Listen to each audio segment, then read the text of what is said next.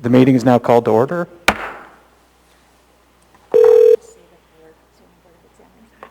Zoning Board of Examiners and Appeals. Will the Secretary take roll, please? Pardon? Tanya Hickok, Present. Jonathan Lang, Present. Dale Smythe. Dale Smythe. He needs to dial in. Jackie Savina, Present. Skylar Quinn, Present. Andrew Romerdahl,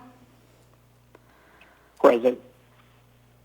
Ellen McKay, Dave Hale, and Monica Emerton are excused. And give us a moment, we'll get Mr. Smythe on the line.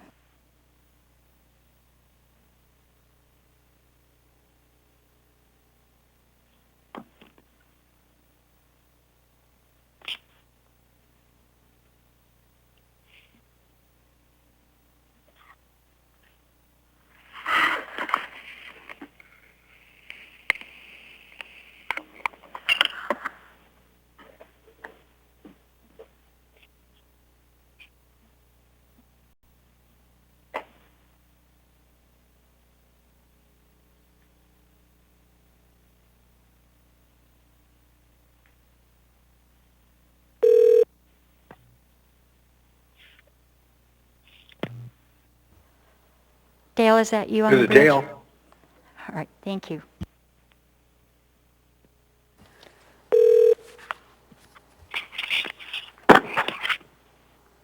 We do have a quorum. We'll talk about the minutes from last month.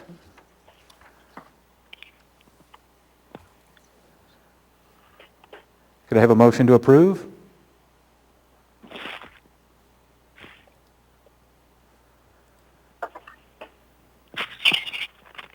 This is Andrew. I'll move. Motion from Mr. Romerdahl. Can I have a second?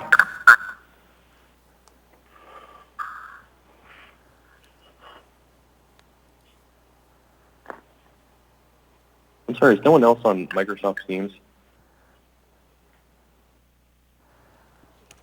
Was that Mr. Quinn? Yes. And you were seconding the motion? I was asking an unrelated question. Yes, we are on Teams. Okay, it says that I'm still waiting to be admitted into the meeting. You're in the meeting. This is Jackie Savina. I second the motion. Thank you. Second from Ms. Savina.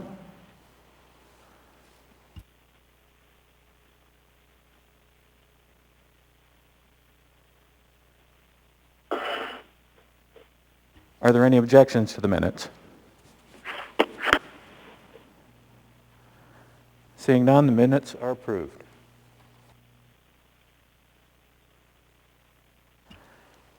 Next item is disclosures. Do we have any disclosures from any members of the board? Yeah, this is Dale. Through the chair, I won't be voting on the consent agenda as I was not at that meeting.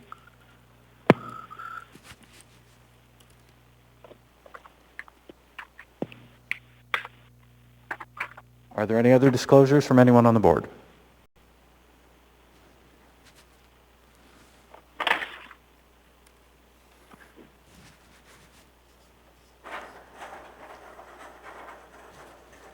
Ms. Hickok, recused from case 2021-0014, resolution 2021-003, and I just want to make sure that you will not be voting on the consent agenda because, or that resolution, on the resolution coming up because you were party to that case and recused. Correct. Thank you for the reminder, Chair. I will recuse myself from voting on the consent agenda, that item. Thank you, Ms. Hickok.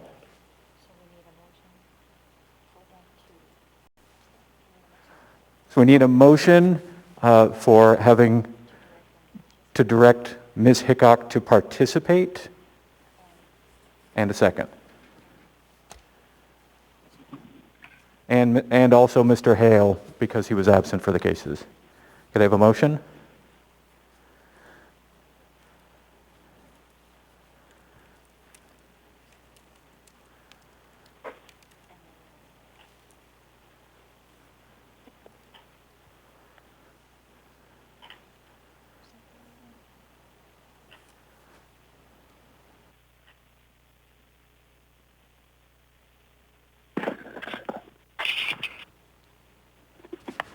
Through the chair, we need a motion to direct both Mr. Hale and Ms. Hickok to participate, and then it will fail.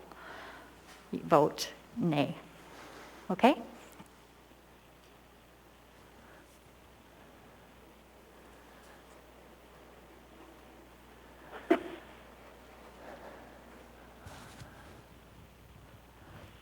This is Andrew, through the chair. Make a motion for the participation as described. Thank you, Mr. Romerdahl. Can I get a second, please? This is Skylar, second. Second for Mr. Quinn. And we'll put this to a vote. Mr. Smythe? I think we missed, it was Dale Smythe was recused from you're voting, recused, voting on the yes. consent agenda because I'm I was sorry. not at that So you'll February abstain. 11th meeting. Did we mix that up? You're going to abstain from this one, yeah. Abstain. Sorry. Ms. Sabina? Yes. Mr. Lang? Yes. But these would be Oh, no pardon. votes. No. No. Mr. Quinn? No. Mr. Romerdahl? No. And Ms. Hickok is abstaining. Abstain. Thank you. Okay. All right, sorry for the confusion on that.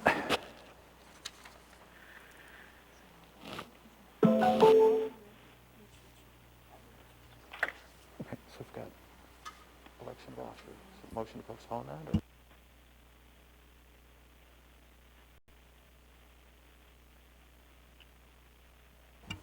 Next item on the agenda is the annual election of officers. I would either entertain a motion to either postpone this to next month or move it on the agenda to the end of the evening. Can I get a motion, please? This is Dale Smythe through the chair. I move that we postpone election of officers until next meeting. Can I get a second? This is Andrew. I would second that. Moved and seconded. Are there any objections? And that was Mr. Romerdahl that seconded? Correct. Thank you. Are there any objections?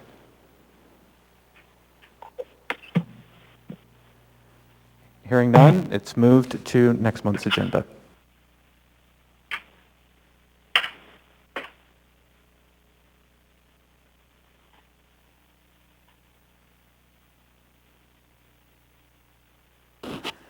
Next item is the consent agenda, from which Mr. Smythe and Ms. Hickok will both be abstaining.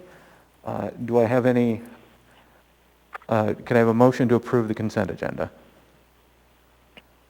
This is Skylar, motion to approve. And a second?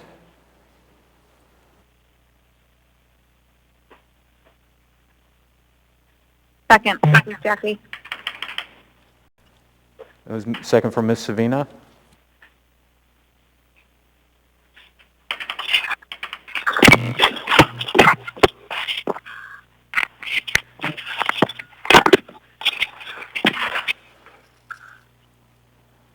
Are there any objections to the motion approving the consent agenda?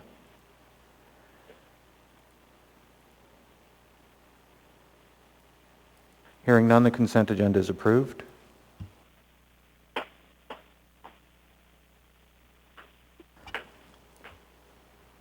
First item up for consideration, Resolution 2021-001, Case 2021-002.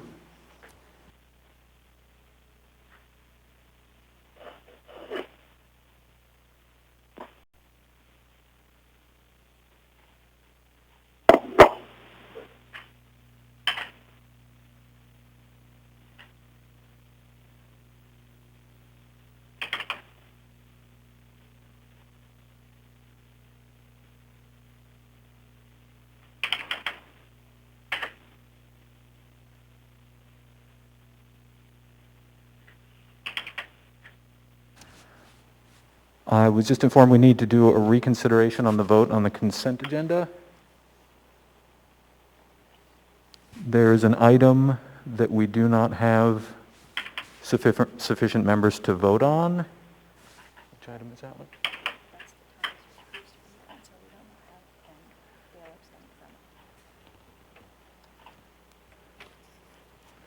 So that,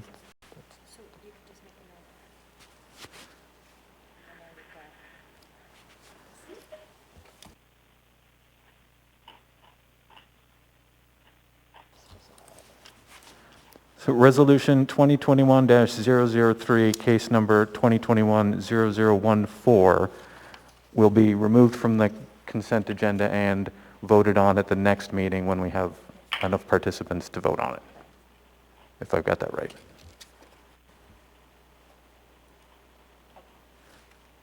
So next item is appearance requests.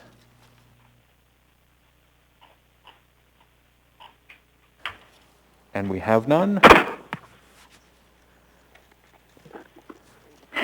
Next item is public hearings.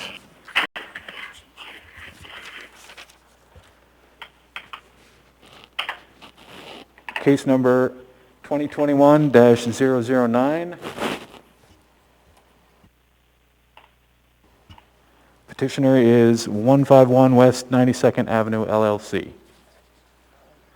Will the staff please describe the notice given in the case?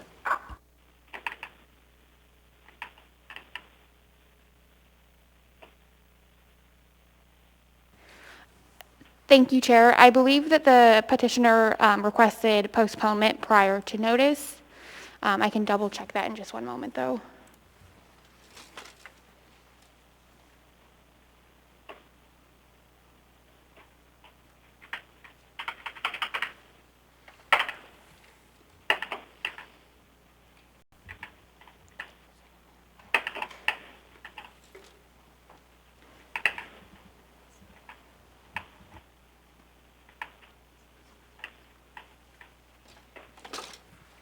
Apologies.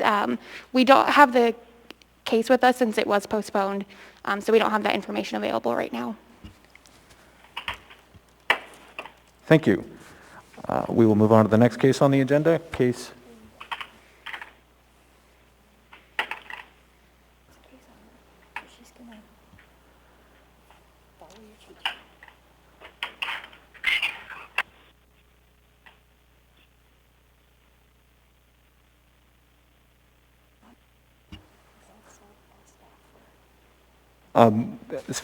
Will staff present the case, please?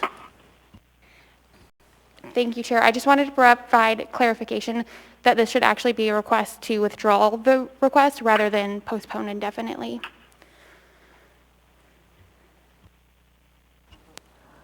I need a motion from the board then to withdraw the case.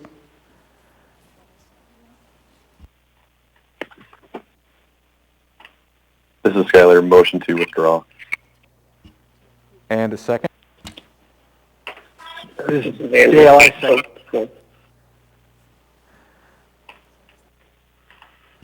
And that was Mr. Quinn and Mr. Smythe? Yes. Yes.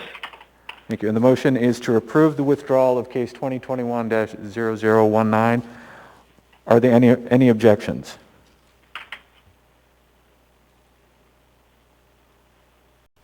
Hearing none, the case is withdrawn.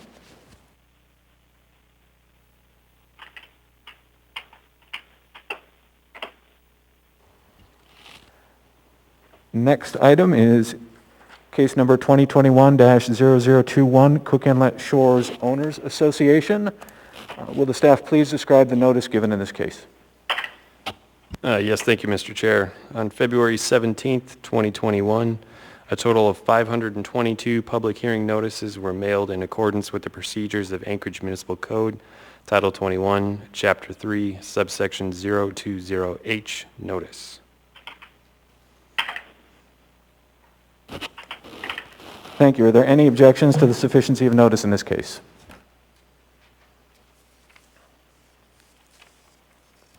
Hearing none, will the staff please present the case? Yes, thank you, Mr. Chair.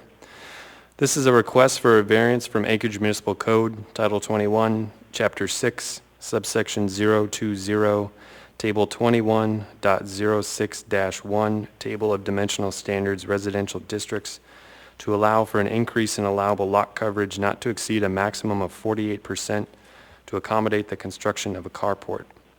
The carport will span across the existing 4 parking spaces reserved for tenants along the east side of the building.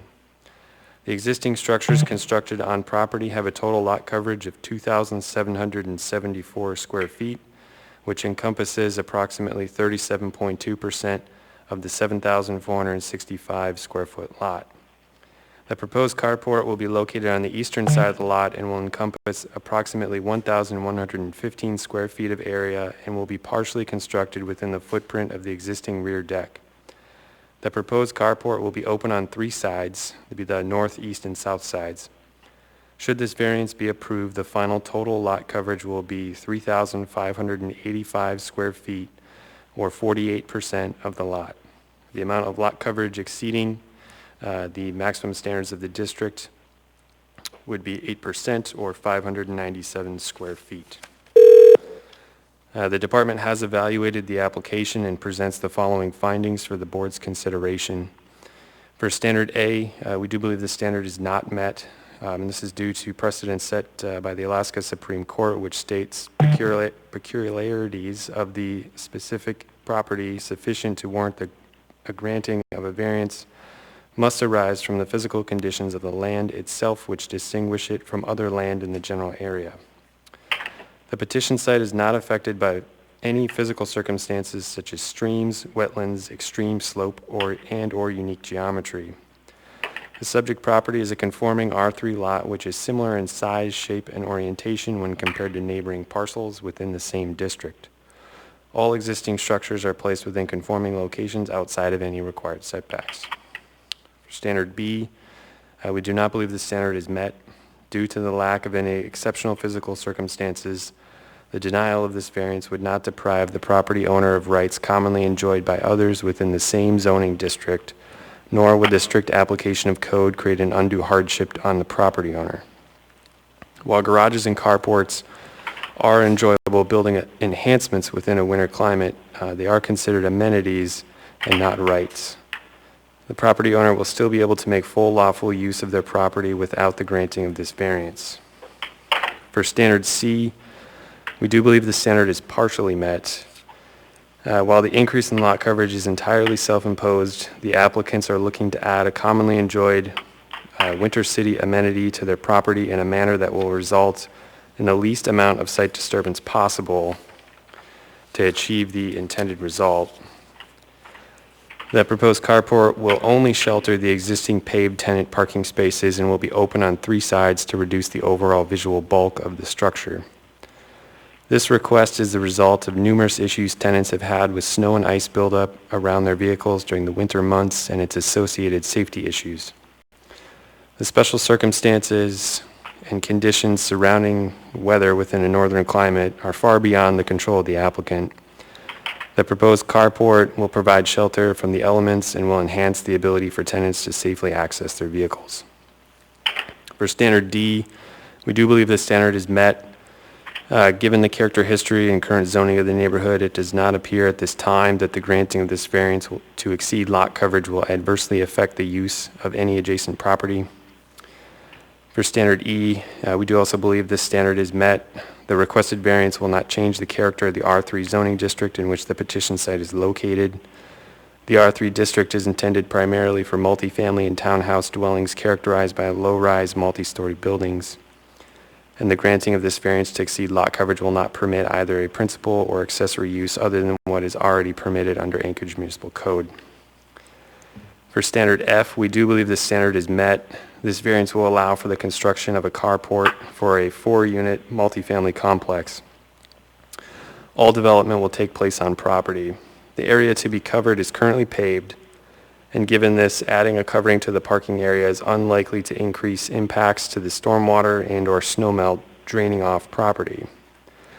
Additionally, this carport will reduce the amount of ice and snow buildup around the residents' vehicles during the winter months.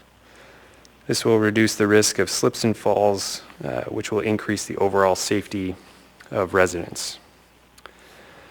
For standard G, that standard is met, and it is met sort of by default. It's not applicable to this variance request, and this multifamily housing development does not include an accessible unit. For standard H, we do believe this standard is partially met. The subject parcel was first developed in the 1960s and has gone through subsequent renovations since. There's currently one 4-unit multifamily residential structure on site, which is a permitted use within the R3 district. The existing structure is compliant with the dimensional standards of Title 21 and will remain so without this variance.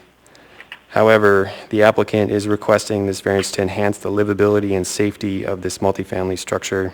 The proposed carport has been designed in a manner that will result in the least amount of site disturbance possible. Only the existing 4 paved tenant parking spaces will be covered by the carport, and the carport will remain open on 3 sides. Designing the carport in this manner both reduces the overall visual bulk of the structure and achieves the intended goal of sheltering tenants' vehicles from the elements. So given this evaluation, Anchorage Municipal Code does require that all 8 standards be substantially met in order for a variance to be granted. The department finds that standards A and B are not met, standards C and H are partially met, and standards D, E, F, and G are met. Therefore, the department must recommend denial of this variance.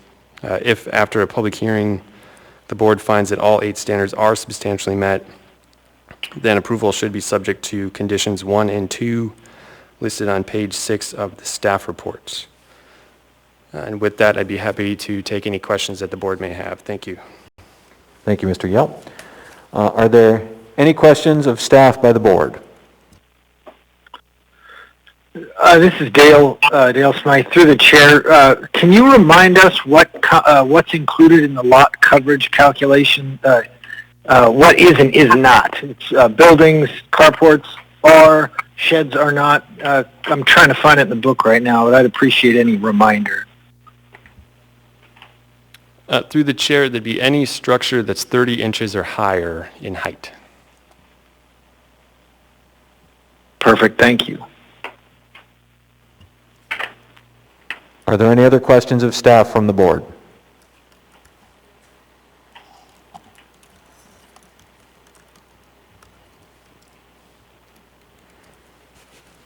Hearing none, are there any questions of staff by the applicant or the applicant's representative? Yeah, this is Ron Thompson. I'm here representing the Cook Inlet Shores Homeowners Association. And going through the staff report, I wanted to point out that a lot of the existing exceptional extraordinary physical circumstances, although might not be exactly what, by definition, there is obviously peculiarities with this property and having a very tight quarters for snow plowing and for access through the alley. And some of those physical constraints with alley access, I know that many people here understand that the city is very difficult. Sir, excuse me, do you have a question for the board, for the staff? I was really kind of getting at, do they feel, do they not feel that the municipality and the physical circumstances of snow removal in that tight quarters is not a physical constraint on the property? So through the chair, snow removal is more of an operational characteristic of the land. It's not necessarily a physical characteristic of the land itself. So snow removal would not be considered a physical characteristic of the land itself for this variance case or any other. Thank you. Thank you, Mr. Yell. Does the applicant's representative have any further questions for staff? No. Thank you. Will the applicant's representative please state and spell your name for the record? Ron Thompson, RONTHOMPSON. Please present your case. So in working with the owners in this area, we discussed many different possibilities for being able to protect and provide a safe parking area compared with lot coverage. It became to their attention that to do a carport and only make it 15 feet deep rather than a typical car size really doesn't get to a safe environment for a fully controlled and covered parking area. So we met with the municipality, we talked with planning, they discussed the possibility, they told us the options of being able to go after getting a variance. We did discuss the A and the B categories because they're very difficult to meet on a flat lot area that's in town. But there's physical, there's applications of living in homes and redeveloping homes that have been in an area of town built back in the 60s that have particular problems, and in this case, under no circumstance under their own. The building was built, it has a deck off the back already, but it only goes about 5-6 feet from the building. We're looking to try to get something that's safe. As you know, in a tight quarters of it, they have an alley that's 20 foot wide in the back. They have 4 different homeowners, and although it's difficult to make sure that all of these folks all leave at the same time to get it plowed, the problem ends up being is the ice, when cars are warming up trying to get the snow off them, they melt and obviously create ridges and safety issues for the owners. The owners were looking to try to, not overbuild and make it so large that it's out of the way. So we drove around the area, and I noticed, at least in a short pass through the area, I believe, I listed down at 609 N Street, 617 N Street, 640 N Street, 739 O Street, 705 O Street, 1411 8th Street. All of those in that area all have these carports added on throughout the years of when they've been renovated, and all of which, I can't tell, it's very difficult to get into the municipality and get into the records to see, but I did confirm that one of the lots on O Street, 2 doors to the south, has a variance already for lot coverage for an exact carport, very similar to exactly what we're putting forward. And so that was approved in the past. I know that precedents shouldn't be set based upon these for every lot, but the realistic nature in this area is it's very difficult to get around, let alone deal with winter storms and the snow and the things that happen in our town. And so they're trying to do a little bit to clean up and make it much easier for the 4 owners there, plus all the people affected in the area. And so one of the things that we looked at was trying to make sure that we didn't go outside of the setbacks. We didn't go, overly large, over bigger than the cars are. So we made it as small and as tight as possible. It ended up being under 600 square feet greater than what is allowed by the code. but in this case, this is a fairly well landscaped lot. It doesn't, and in the back that it's on the alley is borders up against a 3-story residential structure that has a parking garage underneath it. Obviously, the condo 2 lots to the south has a variance for lot coverage for a parking structure just like this carport, and so we felt that maybe the category A and B isn't completely met, although we feel like there are some extraordinary circumstances in the area, but the strict application of this it makes it unachievable for these 4 homeowners to have safe and winter-free parking. So we felt that we do meet the standards. We felt like we did our best to look in the area, not overbuild for the area. We felt like the carport matches others that received this same approval for variances on a flat lot that really don't specifically meet the extra, to the exact letter of the code, the extraordinary physical circumstances. I mean, those are difficult to meet in this type of case, but we feel that the safety that's involved for these owners and the physical access that this will achieve and improve for the homeowners, it definitely outweighs the 600 square feet. And being that it's a carport, it's open, the feel is not going to change in the neighborhood, and therefore we are hoping that the board can see that there are circumstances, there are other people in the area that have been afforded this same lot coverage variance, and we're hoping to get the 4 owners here to be able to get the same ability to build a proper carport for the safety of themselves as well as protecting their vehicles from the weather. So with that, I'll end my case.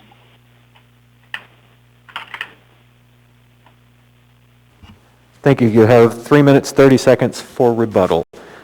Does the board have any questions of the applicant's representative? Yeah, this is through the chair. This is Dale.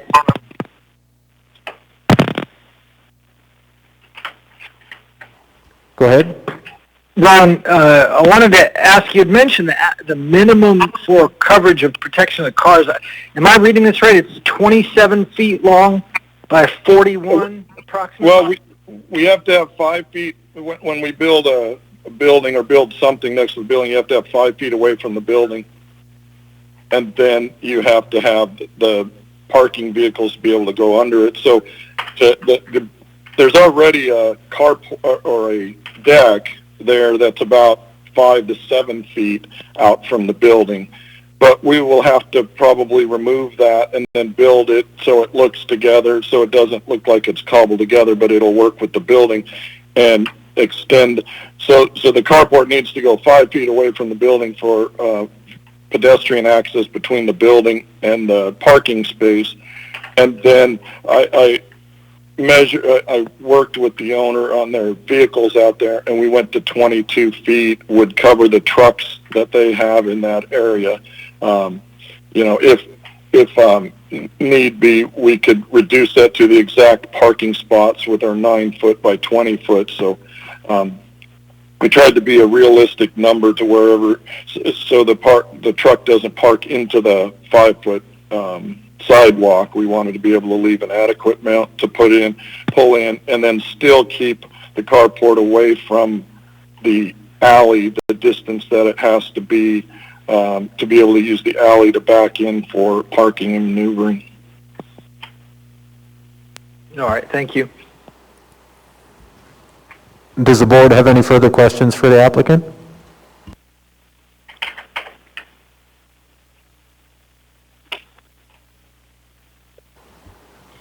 Hearing none, does staff have any questions of the applicant? No, Mr. Chair. Thank you. Is there anyone from the public wishing to testify in case 2021-0021?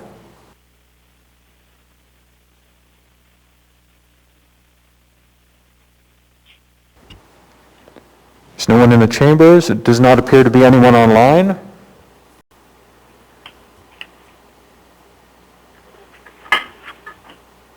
Does the staff have any rebuttal? Mr. Chair, I do not. Does the applicant's representative have any rebuttal? We do not. The public hearing is closed and the matter rests with the board. May I have a motion, please?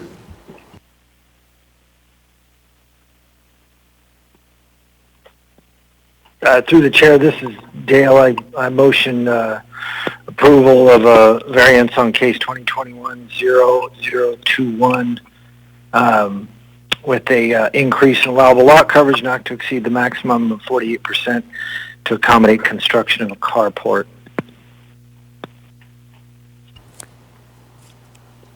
Subject to conditions? Subject to the staff department recommendations 1 and 2. Thank you. Can I have a second?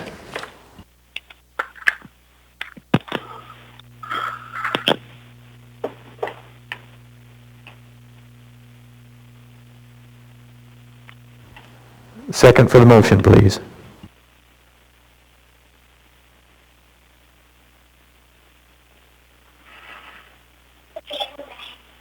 Through the chair, this is Andrew, second. Thank you, Mr. Romerdahl. Mr. Smythe, will you speak your motion, please?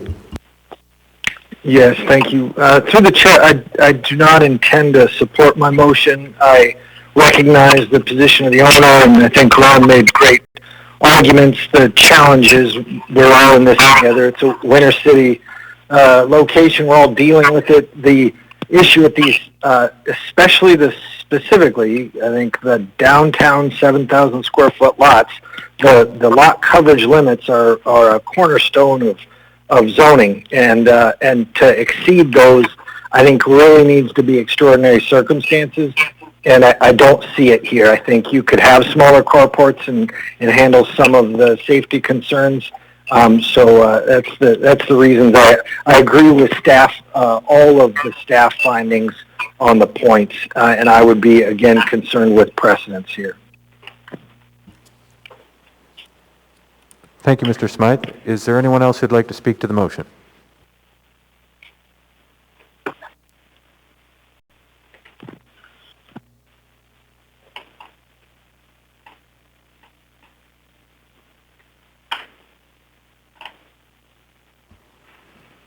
Any other members of the board wishing to speak to the motion?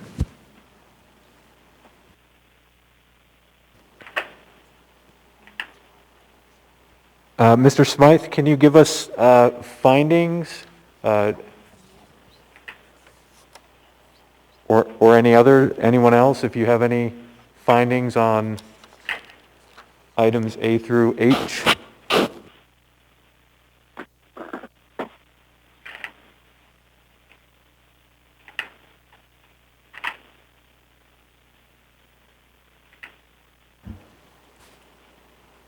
Hearing none, we will vote. Mr. Smythe? No. Ms. Savina?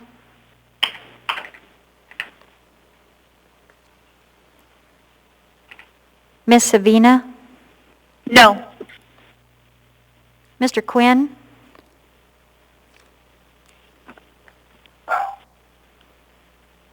No. Mr. Romerdahl? No. Ms. Hickok?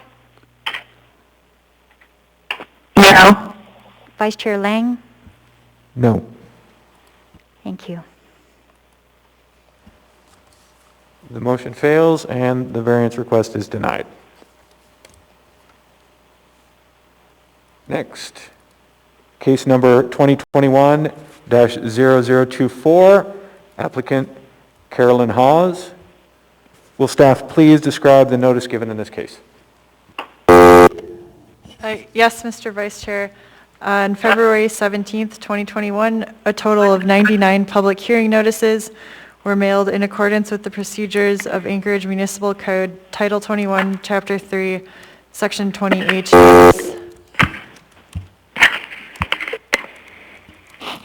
Thank you. Are there any objections to the sufficiency of notice in this case?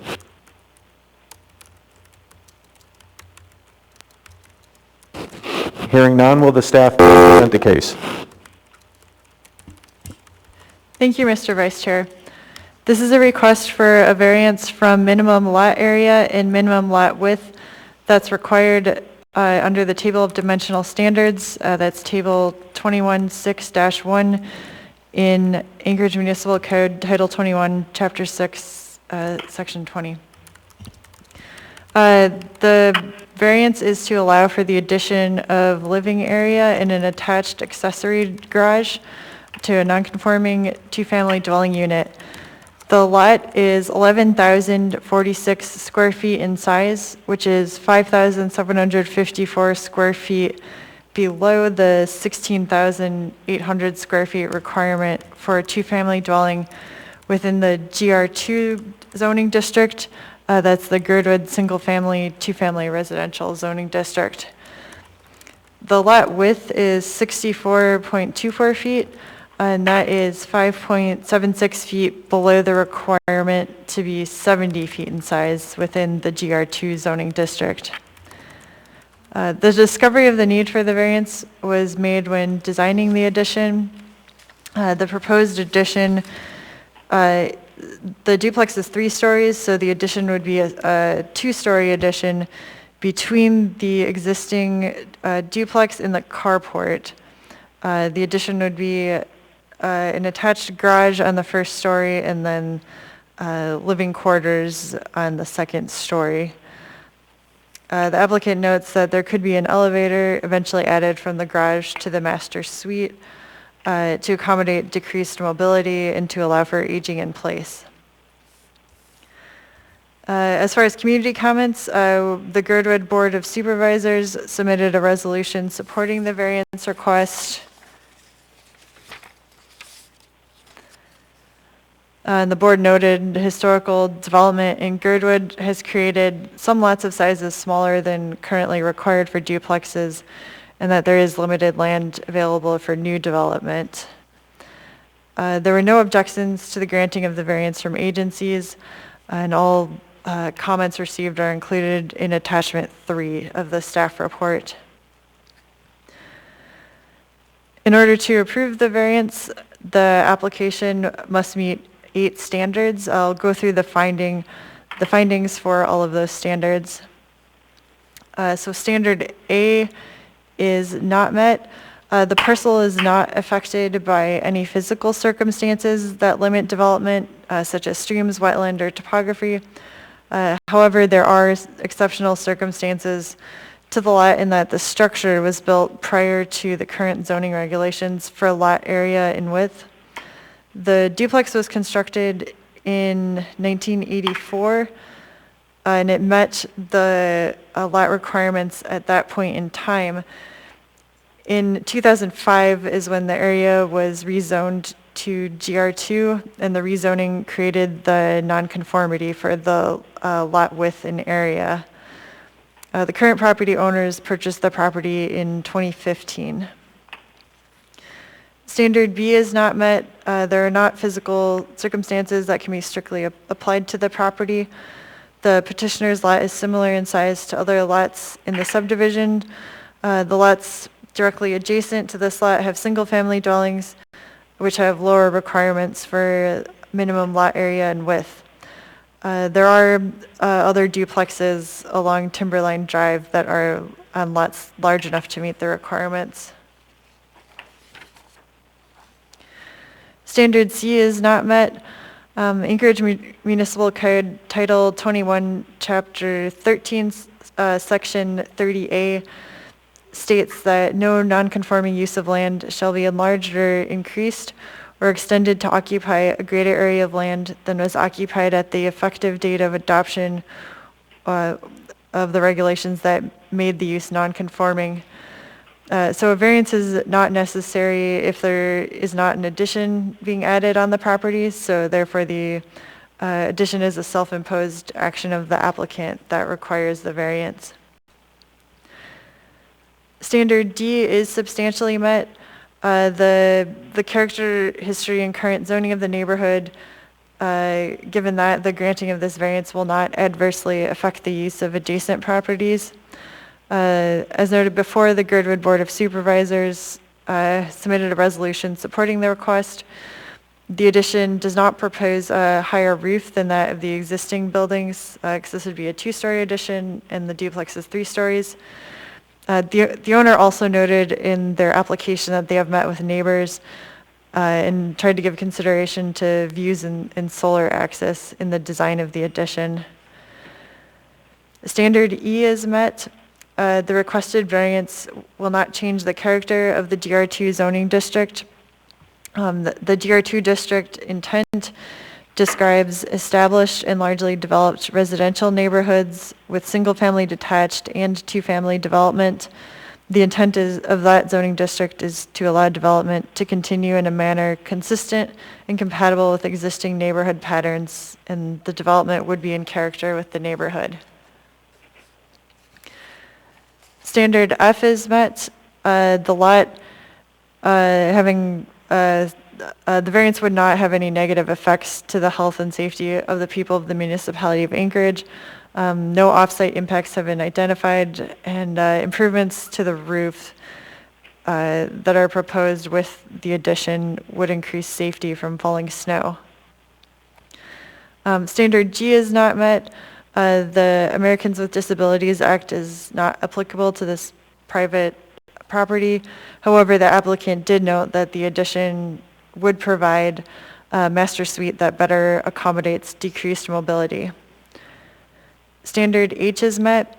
The applicant's desire to construct accommodations for limited mobility to age in place near their family is reasonable. Aging in place leads to a higher quality of life for older adults and more active participation in their community. However, in order to obtain the benefits of aging in place, suitable home accommodations are necessary. Thus, the request is reasonable. Anchorage Municipal Code requires that all 8 standards be substantially met in order for a variance to be granted. With these findings, the department found that standards D, E, F, G, and H are substantially met. However, standards A, B, and C are not met, so therefore the department recommends denial of the variance. If after a public hearing the board finds that all 8 standards are substantially met, then approval should be subject to the following conditions, which are 1, that this variance approval is to allow a lot of a non-conforming lot size of 11,046 square feet, which is below the required 16,800 square feet, and for a non-conforming lot width of 62.24 feet, which is below the required 70 feet, for a 2-family dwelling within the GR2 zoning district. And the second condition would be, prior to this variance becoming effective, a notice of zoning action shall be filed with the State of Alaska District Recorder's Office. Thank you. Thank you, Ms. Appleby. Does the board have any questions of staff?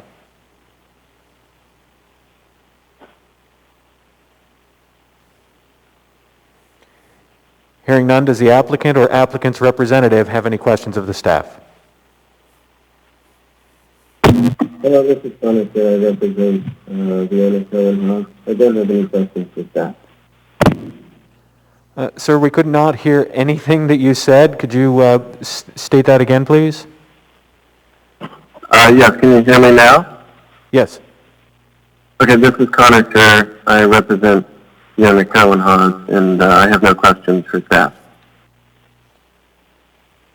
You have no questions of staff? That's correct. I have no questions of staff. Thank you. Will the applicant's representative please state and spell your name for the record? Yes, my name is Connor Kerr, That's spelled CONNORSCHER.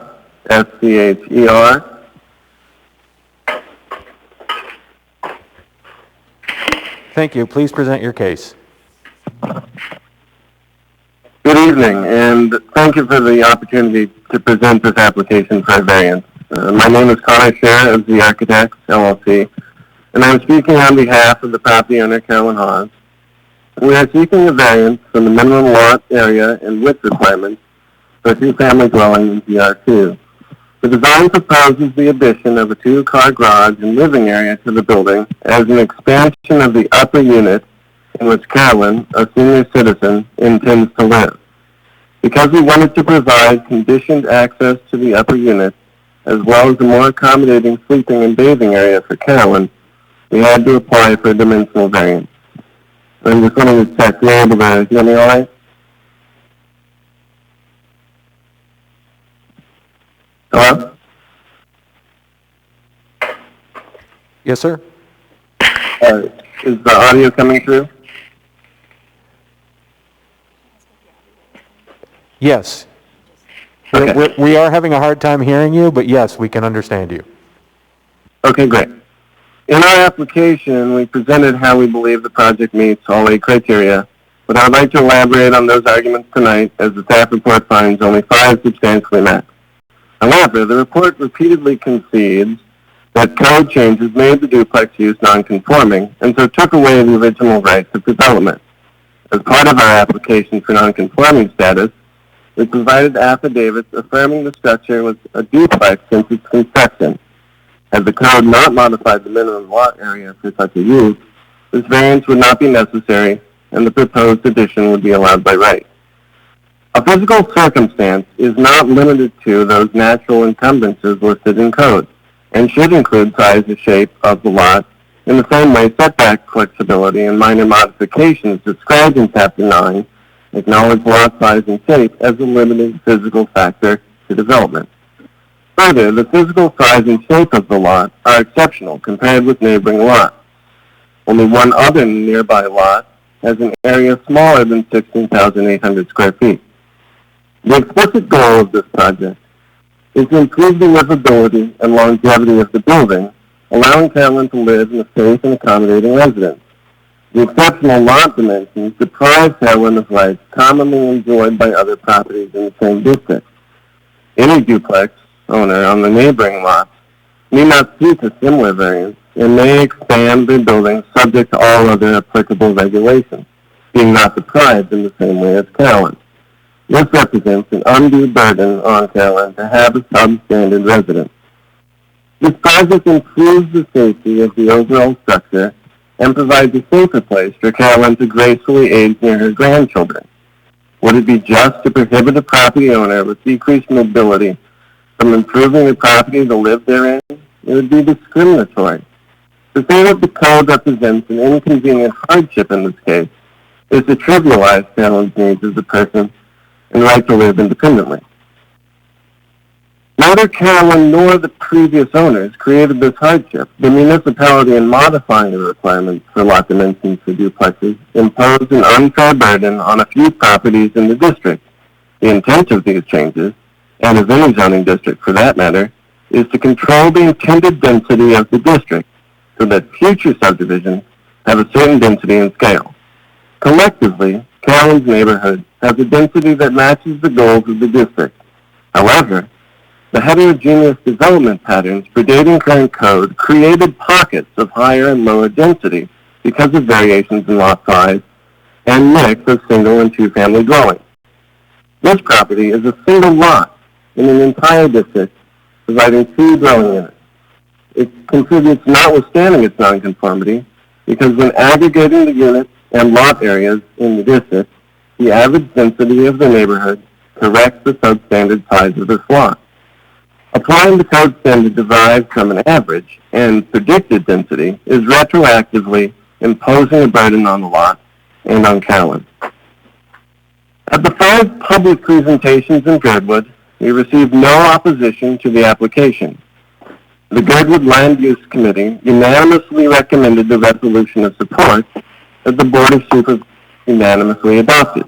I cannot overstate the significance of these public fora and actions because they represent the will of the people, the residents of Girdwood, both directly and through elected representatives. The position of Girdwood is clear. The community supports this variance. Thank you for this opportunity to present our case, and I appreciate your consideration of this application. Through no fault of her own, but because of changes to code, the duplex use is non-conforming on this lot alone, and Carolyn Hawes does not enjoy the same development rights as her neighbors. She wants to live at the property, which is next door to her son and grandchildren, and maintain it as a duplex, providing residence for herself and the tenants. The intent of the project, which the Planning Department report acknowledges, is to provide Carolyn an improved dwelling that accommodates her needs with interior access to her unit, accessible bathing and sleeping areas, as well as a garage. Goals that the Girdwood residents, her neighbors, unanimously voted to support. As market pressures and substandard or unsafe structures force longtime residents to leave Girdwood, the community is struggling to maintain an engaged population. This exodus further erodes the cultural memory that older residents, like Carolyn, preserve. We are requesting the minimum variance to meet our goals and would appreciate the zebra find to meet all 8 criteria for this variance for minimum lot size and area. Thank you. I yield back the balance of my time for rebuttal.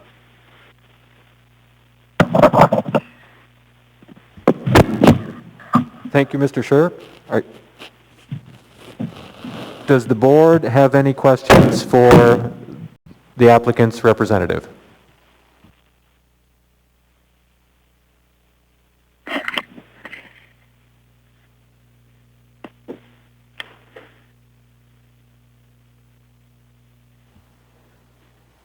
Hearing none, does the staff have any questions of the applicant? No, I do not, Mr. Vice Chair. Thank you. Is there anyone from the public wishing to speak in case 2021-0024? Yes, my name is Marco Zaccaro. I'm a neighbor, and I would like to speak. Sir, can you state and spell your name, please? Marco, M-A-R-C-O, last name Zaccaro, Z-A-C-C-A-R-O. I am a neighbor of the property as well as the owner of Z Architects. Sir, could you hold on for a moment? Sure.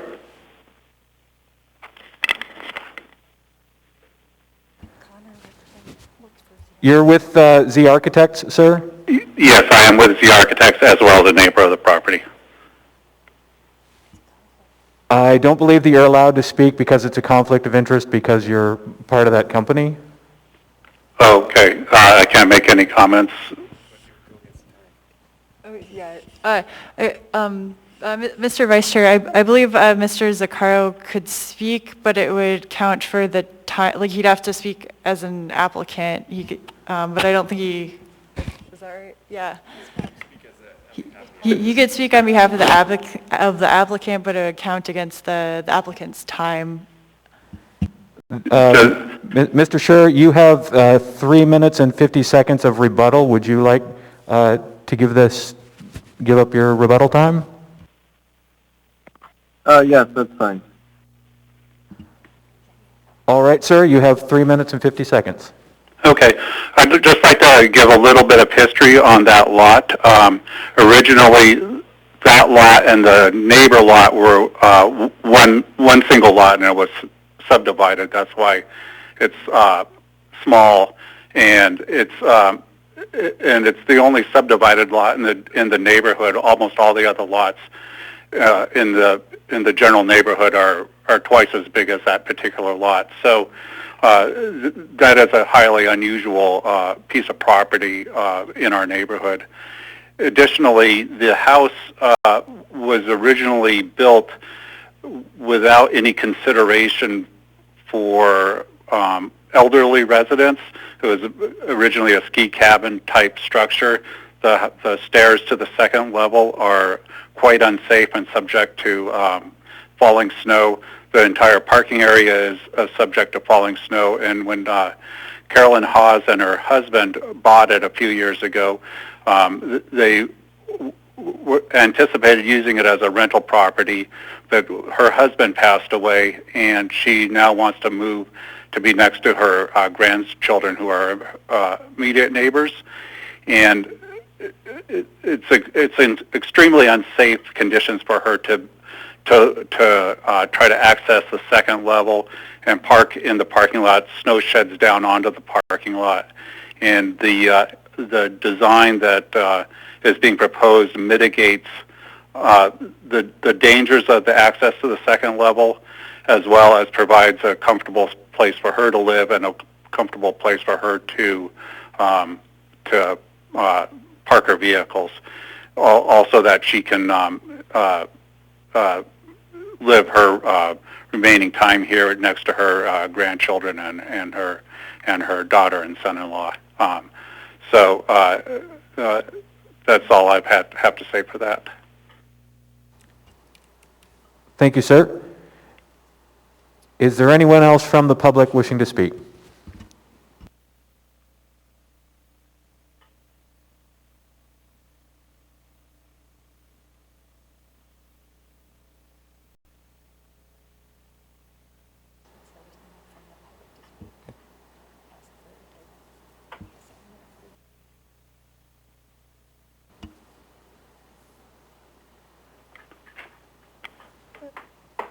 Seeing no one from the public, does the staff have any rebuttal?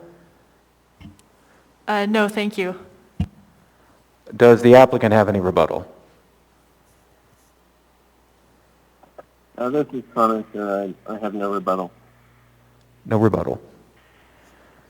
The public hearing is closed and the matter rests with the board. May I have a positive motion, please?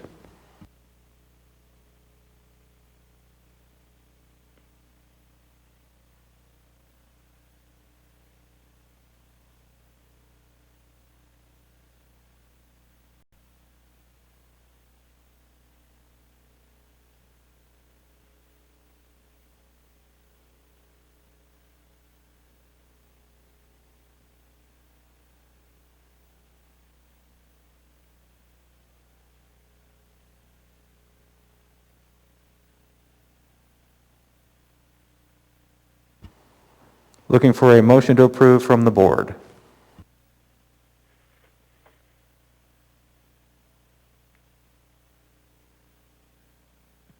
I motion to approve. Ms. Savina, That was Ms. Hickok. Ms. Hickok moves to approve. Do I have a second? This is Dale, I'll second. Second from Mr. Smythe. Ms. Hickok, will you speak to your motion? I move to approve based on findings A through, let me start with A, or in accordance with, Ms. Hickok, will you state your motion? I move to approve based on the conditions found on page 6. Thank you. Will you speak to your motion? Yes, I intend to support my motion. This property is located, as stated previously, in GR2, and this property was in existence prior to zoning in the area, and therefore does have an extraordinary physical circumstance in that it's quite a bit smaller than those other parcels in that immediate area, and therefore does have an extraordinary physical circumstance. And that is in regards to finding A. In regards to finding B, because of this physical circumstance of being smaller in size, would not be able to enjoy its parcel as a duplex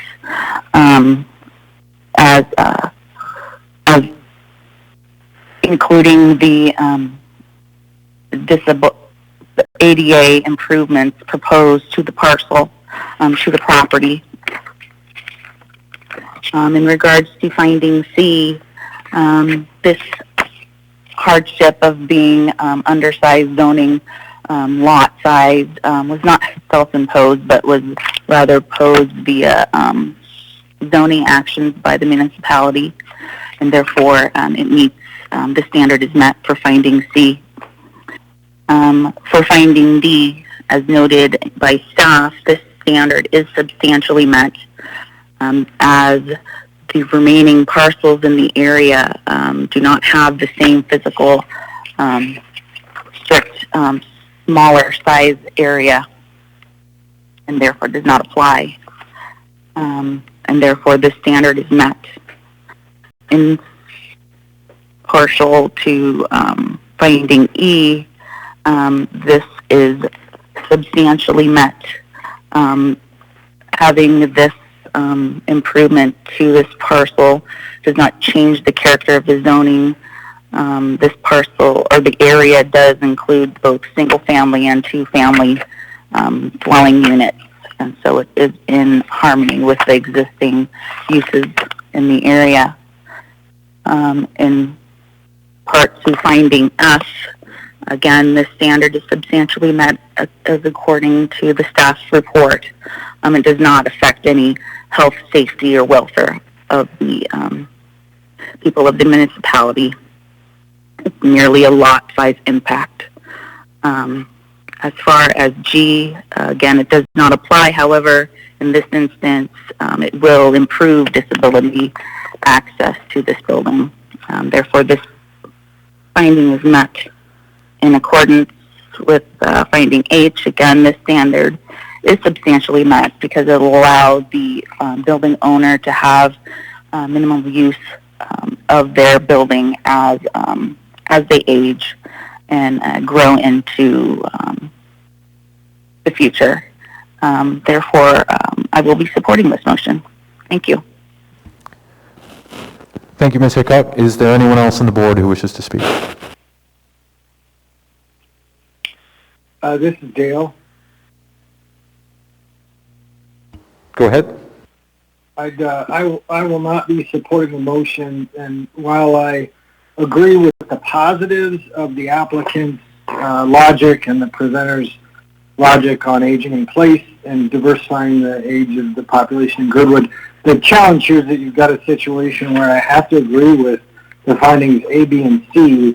This lot was, we just heard from one of the commenters that the lot was subdivided in the beginning, and so I think the challenge is here they're trying to do something with this property that it is not zoned to do. They're trying to, while it's all good for the community, it specifically goes against everything that zoning was put in place for, and this is really just the wrong property to try to do it on, is my opinion, and it doesn't, under the findings, or not substantially met to allow the variance. That's all I have. Thank you, Mr. Smythe. Is there anyone else on the board who would like to speak to the motion?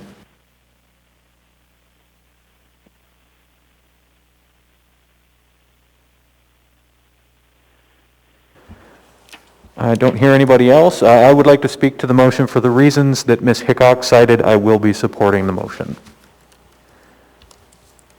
Is there any further discussion on the motion? Call for the vote. Mr. Smythe? No. Ms. Savina? Yes. Mr. Quinn? Yes. Mr. Romerdahl? Yes.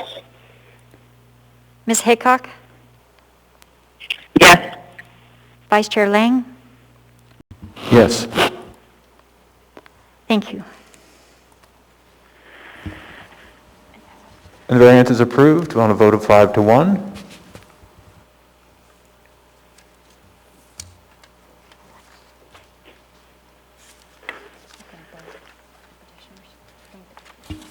Thank you, petitioners. Next item is reports. We have no reports. Any board member comments?